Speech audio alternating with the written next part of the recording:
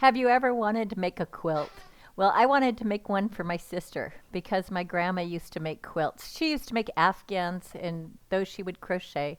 These are jelly rolls, and I thought it was so funny that they're called jelly rolls.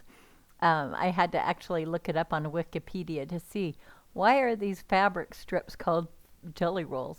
Because the only thing I could think of was the pastry with the jelly in the middle, the jam, and so it actually did come from the pastry name. These jelly rolls were named after the pastry because when you look at it, it looks like the colors are all rolled together and like the jam is in a jelly roll. So I thought that was really funny. And I thought, oh, I want to try these out and just see what they're like.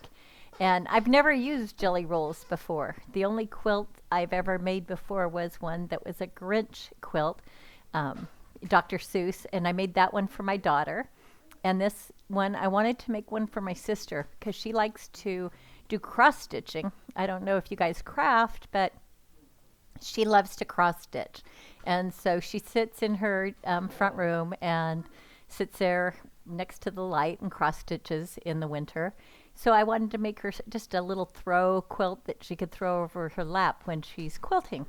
I mean, when she's cross stitching. And so I went and picked out this pattern, which was a Christmassy pattern. And I thought, oh, this is really cool. And it's got a lot of very vibrant colors and patterns. And I just thought, oh, wow, this will be a beautiful Christmas quilt. Oops, sorry, that's my dog in the background. Actually, I have two. I've got a husky and a German shepherd. And they hate it whenever I'm not paying all my attention to them. Anyway, sorry, back to the quilt.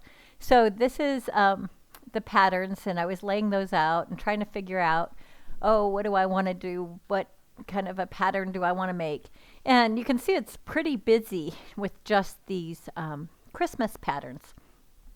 So I thought, oh, I've got to mix in some primary colors, just a solid color next to some of these. So I started laying those out, and it was a difficult job. I don't know if you guys do crafting or quilting. This is kind of a beginner level quilt because you can see they're already pre-cut for you, so you don't have to measure exactly, because I've tried doing that and fitting the pieces together. It takes talent. It takes some math and some geometry, and it's like a puzzle. You got to put all your pieces together. This is a super simple way to make a quilt if you've ever wanted to make one. I'm just saying that the quilt I made for my daughter had squares, and you had to put borders on them, and you had to piece it, and then you had to fit each square next to another square and make your rows. This, you've got all your rows made for you. You can see you just lay it out. And this was a hard enough job for me, let me tell you. Just to try to come up with a pattern that wasn't so busy you just wanted to go, forget it. It just took me quite a while to come up with the pattern. But this is the easiest way to do it if you want to try a quilt. And I don't know if you guys sew, but I can sew. It's just doing all the math and the geometry and the piecing together of all your different fabrics. It's a job. I have some friends that are actually artists that do this with little teeny tiny pieces that are what I would think of as a scrap of fabric, and they fit those together and make the most amazing quilts you've seen. And if you guys are interested in quilting, you should look at the Sisters Oregon Quilting Festival. They didn't have one this last summer, but oh my gosh, those are amazing. I went with this friend of mine who does these art quilts, and you would be amazed at some of the designs they come up with. It's unbelievable. But anyway, here I was trying to just piece mine together, and it was a super difficult job for me. I could not manage to come up with a pattern that went well together. When I did the Grinch quilt, it was a kit where you got all the pieces already designed for you and a little diagram that told you how to put them together.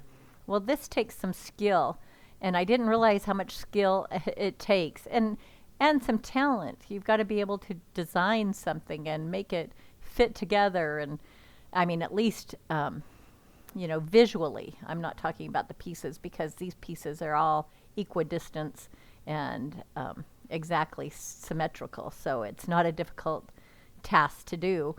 But just coming up with your own design is difficult if you're not a designer, and I'm not a designer. So it took me about an hour just to come up with one pattern.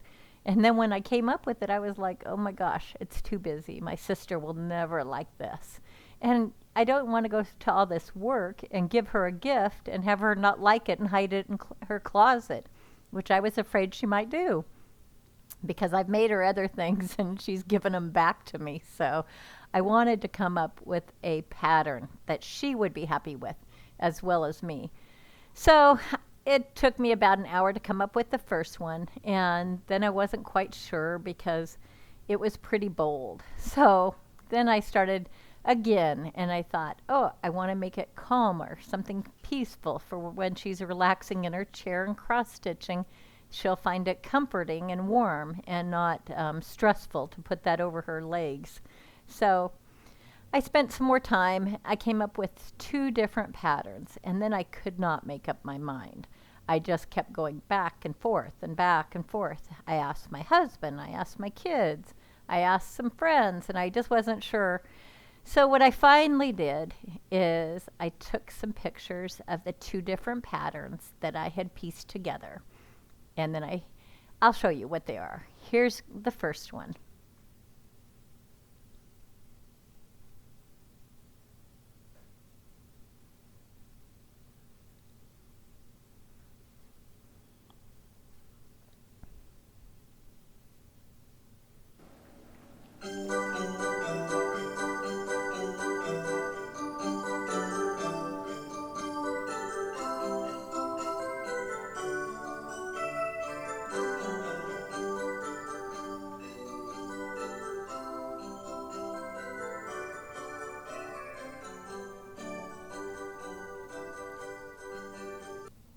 Ta-da! I got a quilt and I gave it to my sister.